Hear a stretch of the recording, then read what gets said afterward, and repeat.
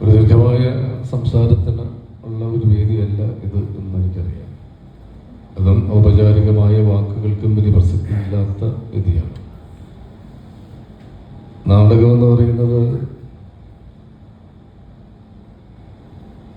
അതിങ്ങനെ വാക്കുകൾക്ക്, തീർച്ചയായിട്ടും വാക്കുകൾക്കൊരു പ്രാധാന്യം ഒരു പക്ഷെ ഉണ്ടാകാം. പക്ഷെ വാക്കുകൾക്കൊക്കെ അപ്പുറം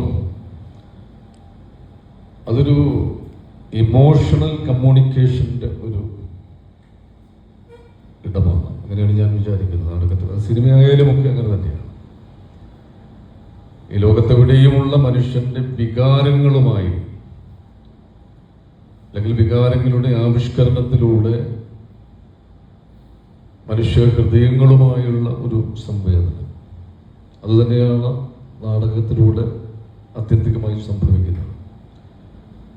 അതിനൊരു പ്രത്യേക ഒരു ഭാഷയോ ഒരു ഏതെങ്കിലും ഒരു ഇടത്തെ ഒരു പ്രത്യേക ലാംഗ്വേജ് അല്ല, അതിലൊക്കെ അപ്പുറമായിട്ടൊരു യൂണിവേഴ്സൽ ലാംഗ്വേജ് ഉണ്ട്.